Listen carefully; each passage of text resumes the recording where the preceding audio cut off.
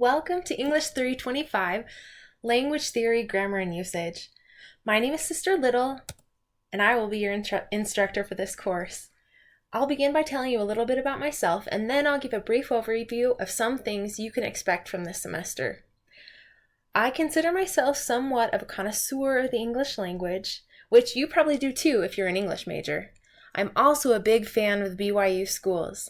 I studied at BYU Provo. I have a bachelor's degree in Spanish translation with a minor in English and a master's in English. Right now, I live in Kaysville with my husband and 2 kids.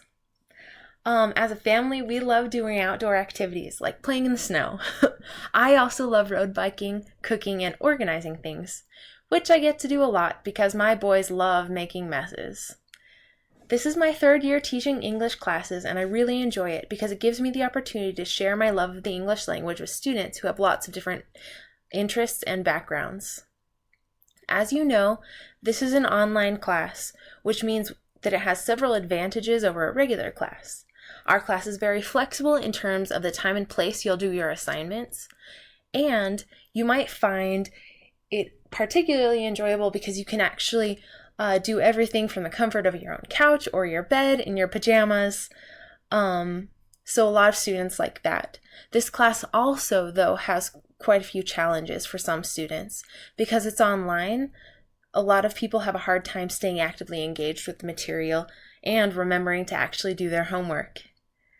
One of the ways that we can overcome this is by following the BYU learning model. As a student, you'll need to maintain a higher level of personal responsibility than you might in a traditional classroom setting. But when you frequently and actively participate in our class online, I think you'll find it to be a pretty good experience overall. As a student, one of your biggest responsibilities is to make your computer into a workplace where the spirit can dwell. In addition to living in a way that qualifies you to have the Spirit with you, which includes doing positive and uplifting things on your computer on a regular basis, I encourage you to work in a place where you can focus.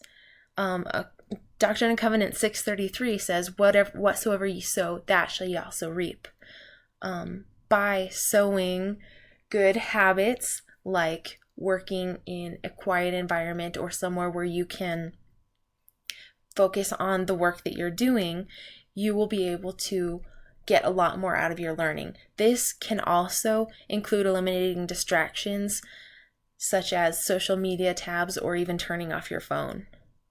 Finally, this class will require you to participate in online discussions multiple times a week.